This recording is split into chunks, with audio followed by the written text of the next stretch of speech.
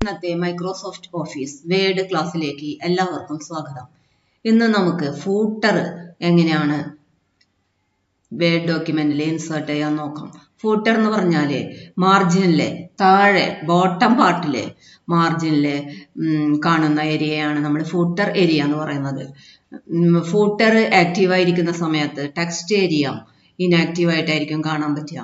ഇനി text active ആയിരിക്കുന്ന സമയത്ത് ഫൂട്ടർ ഇനാക്റ്റീവ് ആയിരിക്കും. നമുക്ക് ഫൂട്ടർ ഇൻസേർട്ട് ചെയ്യാനായിട്ട് മെനുവിൽ പോയിട്ട് ഇൻസേർട്ട് മെനു എടുക്കാം. ഇൻസേർട്ട് മെനുവിൽ ഫൂട്ടർ എടുക്കാം. ഫൂട്ടറിൽ നമുക്ക് പലതരത്തിലുള്ള ഓപ്ഷൻസ് കാണാനായിട്ട് പറ്റും.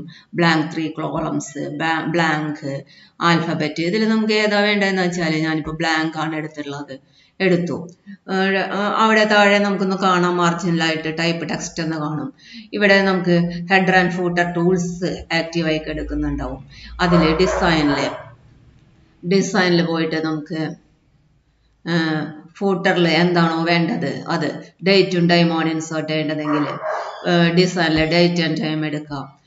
ഏതാണ് നമുക്ക് ഫോർമാറ്റ് എന്ന് വെച്ചാൽ അത് ഓപ്പൺ ചെയ്ത് സെലക്ട് ചെയ്ത് ഓക്കെ കൊടുക്കാം. അപ്പോൾ അവിടെ നമുക്ക് കറന്റ് ഡേറ്റ് ഇൻസേർട്ട് ആയിട്ടുണ്ടാവും.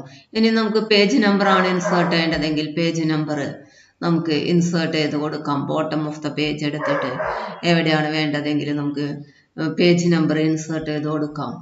ഇനി നമുക്ക് പിക്ചറാണ് ഇൻസേർട്ട് ചെയ്യേണ്ടതെങ്കിൽ പിക്ചർ നമുക്ക് ഇൻസേർട്ട് ചെയ്ത് കൊടുക്കാം. പിക്ചർ നമുക്ക് റീസൈസ് ചെയ്തൊക്കെ ഇടാം.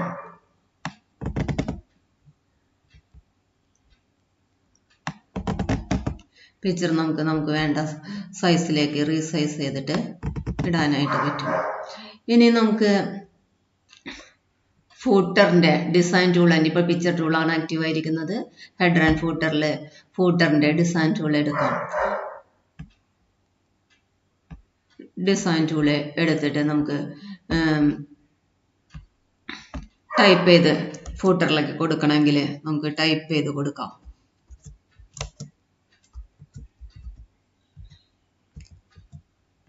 നമുക്ക് ടൈപ്പ് ചെയ്ത് കൊടുക്കാം. ഇനി നമുക്ക് ഡിഫറെന്റ് ഫസ്റ്റ് പേജിൽ, ഡിഫറെന്റ് ഓഡ് ആൻഡ് ഈവൻ പേജിൽ എല്ലാം നമുക്ക് സെറ്റ് ചെയ്യാം. ഡിഫറെന്റ് ഫസ്റ്റ് പേജ് സെറ്റ് ചെയ്യണമെങ്കിൽ ഡിസൈനിൽ ഡിഫറെന്റ് ഫസ്റ്റ് പേജ് എടുക്കാം. എന്നിട്ട് നമുക്ക് ഫസ്റ്റ് പേജിലെ ഫൂട്ടർ എന്താണോ അത് നമുക്ക് ഇൻസേർട്ട് ചെയ്ത് കൊടുക്കാം. വിശദമായിട്ട് നമുക്ക് ഫസ്റ്റ് പേജിൽ ഈവൻ ആൻഡ് ഓഡ് പേജിൽ എങ്ങനെയാണ് ഫൂട്ടർ ഇൻസേർട്ട് ചെയ്യുക എന്നുള്ളത് അടുത്ത ക്ലാസ്സിൽ നോക്കാം. ഇന്നത്തെ ക്ലാസ് നമുക്ക് ഇവിടെ അവസാനിപ്പിക്കാം.